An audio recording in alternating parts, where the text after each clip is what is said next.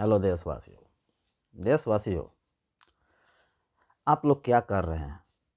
क्या सो गए हैं? नींद लग गया है? कुछ दिखाई नहीं दे रहा है इस देश के अंदर। आज देश से मानव तस्करी बहुत तेज़ी से चल रहा है इस देश के अंदर। इसका जिम्मेवार कौन है दोस्तों? इस मानव तस्करी में सबसे अधिक लड़कियां गायब हो रही है। ऐसा नहीं है कि पुरुष लोग गायब नहीं हो रहे हैं, स्त्री और पुरुष दोनों गायब हो रहे हैं, लेकिन इसमें से सबसे अधिक संख्या महिलाओं का है जो इस देश से गायब हो रही है।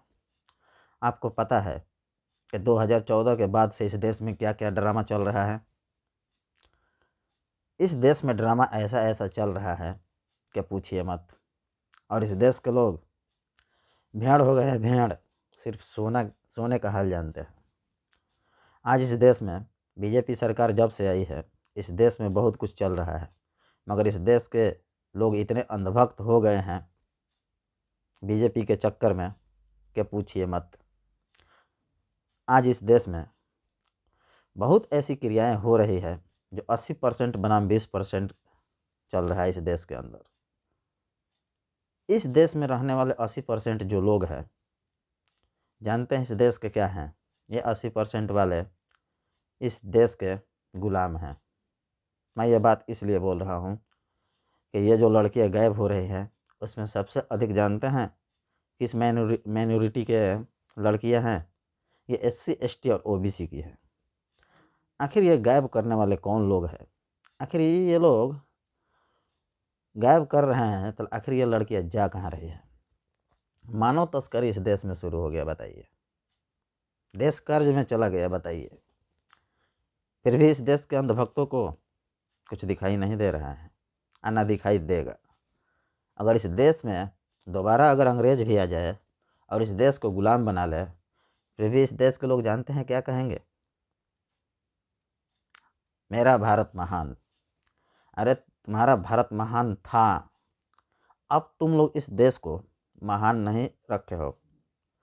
अब तुम लोग इस देश को बेच रहे हो, हर एक तरीके से बेच रहे हो। कहीं लड़कियों का सप्लाई हो रहा है तो कहीं लड़कों का सप्लाई हो रहा है, कहीं मानव तस्करी चल रहा है तो कहीं मानव लोगों को बीफ के तौर पर भी बेचा जा रहा है इस देश के अंदर। इस देश में आज इतना घिनौना घिनौना काम चल रहा है दोस्तों कि पूछिए मत। सुनने के बाद रूह तक कांप जाती है।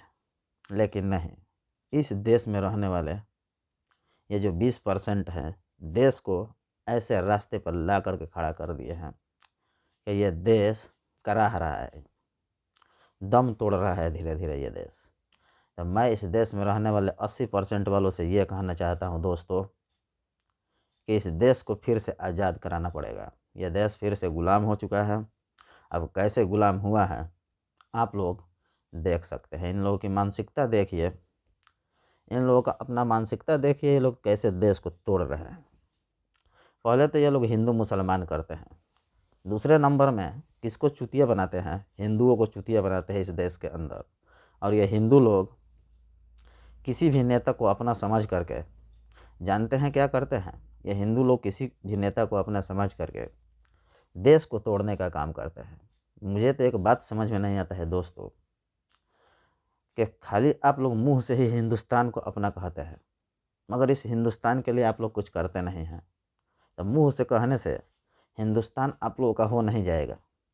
इस हिंदुस्तान के लिए कुछ करना होगा। मगर इस हिंदुस्तान के लिए जानते हैं कौन क्या कर रहा है? इस हिंदुस्तान के लिए ये जो 20% वाले हैं, ऐसे ऐसे क्रिया कर रहे हैं इस देश को बर्बाद करने के लिए कि पूछिए मत। इसी देश के अंदर 700 किसान मर जाते हैं, फिर भी एक ऐसा कानून जिसका नाम था काला कानून, यहीं सुप्रीम कोर्ट वापस नहीं लेती है। लेकिन आज यूजीसी बिल, जो यूजीसी बिल आया था इस देश के अंदर, उस पर तुरंत ये सुप्रीम कोर्ट फैसला ले लेती है।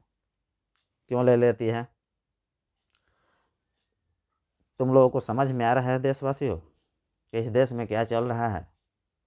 नहीं समझ में आ रहा है तो एक काम करिए, आप लोग जैसा चल रहा है वैसे ही चलने दीजिए। जानते हैं हम क्यों बोल रहे हैं? क्योंकि हम जैसों का बात कोई सुनता ही कहाँ है। हम लोगों को ये देशवासी खिलवाड़ समझते हैं। अरे तुम्हें पता है इस देश में कि बहुत कुछ चल रहा है, तब तुम लोग क्यों कदम से कदम मिला करके नेताओं का साथ दे रहे हो। आज इस देश में जितनी भी घटनाएं घट रही है, चाहे कोई भी घटना हो, इसमें सबसे अधिक अत्याचार महिलाओं के ऊपर हो रहा है। इसका जवाब कोई दे सकता है कि आखिर ये महिलाओं के ऊपर इतना अत्याचार हो क्यों रहा है। और ये जो महिलाएं हैं इस देश की इतनी मूर्ख है कि पूछिए मत। यह भी सरकार को अच्छा ही समझती है। कोई कोई महिला ऐसी है जो मोदी जी को अपना सब कुछ मानती है। शर्म आनी चाहिए ऐसे महिलाओं पे कि इस 2014 के बाद से इस देश में बहन बेटियों के साथ घिनौना खेल चल रहा है, फिर भी ये महिलाएं ऐसे नेताओं का साथ दे रहे हैं कि पूछिए मत। आखिर ये सब कर क्यों रही है ऐसा। ये वही महिला है जिस टाइम में अंग्रेज़ आए थे इस देश के अंदर, वही क्रियाएं कर रही थी जो आज के टाइम में हो रहा है। तो मैं महिलाओं से कहना चाहता हूँ, इस देश की महिलाओं से, कि तुम जागो, अपना सुरक्षा खुद करो, क्योंकि इस सरकार में कोई भी व्यक्ति सुरक्षित नहीं है। चाहे वो स्त्री हो, चाहे वो पुरुष हो, चाहे वो बच्चा हो, और चाहे वो बूढ़ा हो, कोई व्यक्ति सुरक्षित नहीं है। किसी के साथ कुछ भी हो सकता है दोस्तों, क्योंकि इस देश में मानव तस्करी के नाम पर सिर्फ मानव को बेचा ही नहीं जा रहा है, बल्कि मानव का बीफ भी तेज़ी से विदेशों में इस देश से भेजा जा रहा है। जगह जगह ऐसी ऐसी क्रियाएं इस देश के अंदर चल रही है दोस्तों कि पूछिए मत। क्यों चल रही है क्रियाएं।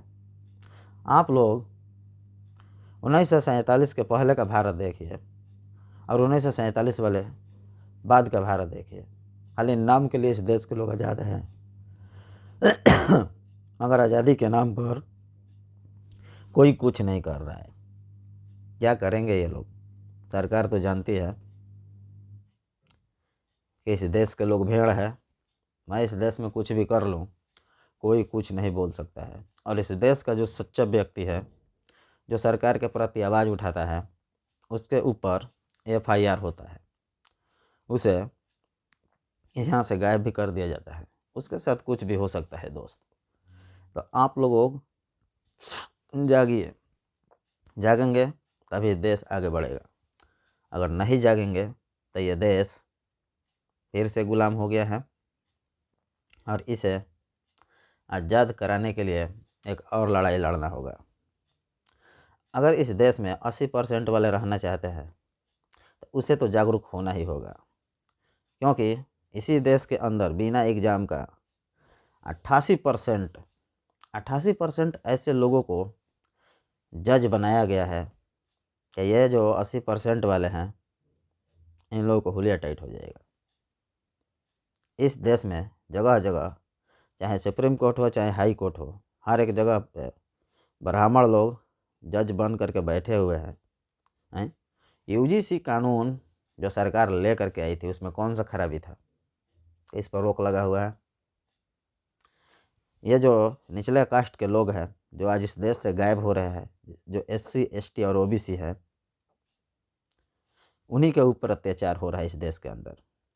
मगर ये पागल लोग जो 80% वाले हैं, ये ना कभी सुधरेंगे और ना कभी सुधरे हैं। इसलिए इस देश में इन लोगों का बुरा हाल चल रहा है। ये लोग समझते हैं कि सरकार हम लोगों का है, तो बहुत गलत समझते हैं आप लोग। अब इसी देश में जो SC ST OBC वाले हैं, जिसको नौकरी मिल गया है, वहीं सरकार को अपना बाप समझता है। आज इसके पास रोजी रोजगार नहीं है, उसका हाल आप लोग देख रहे हैं कैसा है। एक एक रुपये के लिए मोहताज है वो व्यक्ति। आज इस देश को BJP आगे बढ़ा रही है कि पीछे बढ़ा रही है, इसका जानकारी है आप लोगों के पास। मेरे अपने हिसाब से ये देश आगे नहीं बढ़ रहा है दोस्तों, बल्कि ये देश और पीछे बढ़ रहा है, और इतना तेज़ी से पीछे बढ़ रहा है कि पूछिए मत। इस देश का जो हाल हो गया है ना, बांग्लादेश और नेपाल से भी बुरा हो गया है। फिर भी इस देश के लोगों को जानते हैं कौन सा सरकार चाहिए। एक ऐसा सरकार जो देश को कर्ज में ढकेल दे, देश को लूट ले, देश को बर्बाद कर दे, एक ऐसा सरकार जो इस देश के लोगों को बोले पैसा ले करके विदेश भाग जाओ, और ये सरकार उस व्यक्ति को पकड़ के यहाँ पे ले करके नहीं आती है। एक ऐसा सरकार जो इस देश के बारे में तो बात करती है, मगर पता नहीं इस देश के बारे में सोचती है कि नहीं सोचती है, मुझे तो नहीं पता। यहाँ पे हिंदुओं को मूर्ख बनाने के लिए राम मंदिर बनवाया जाता है, फिर इसी हिंदुओं को मूर्ख बनाने के लिए एक और मंदिर का बात बोला जाता है, सीता का मंदिर। यहीं अगर हम बात करें, नाम है अमित शाह, वो बोल रहे थे कि हम और नीतीश बाबू मिल करके सीता माता का मंदिर बनाने जा रहे हैं। अबे मूर्ख नेता लोग, कभी राम के नाम पर कोई कॉलेज बनवाया है?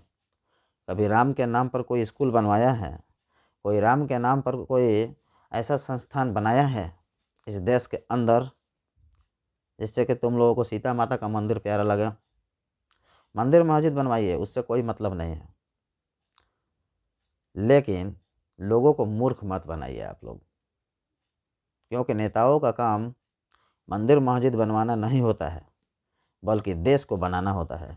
मगर इस देश में रहने वाले ऐसे ऐसे मूर्ख लोग हैं कि पूछिए मत। यह सरकार जो भी काम कर रही है, इन लोगों को अच्छा लग रहा है, ठीक है, कोई बात नहीं।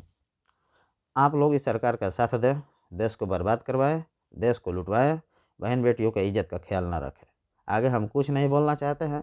अगर हमारे बातों से किसी प्रकार का दुख पहुँचे किसी को भी इस देश के अंदर, तो उसके लिए मैं अपने तरफ से माफ़ी मांगता हूँ। दोस्तों, अपना समझ कर हमें माफ़ कर दें। इस वीडियो के अंदर अगर हम कुछ भी गलती बोलें, ओके दोस्तों।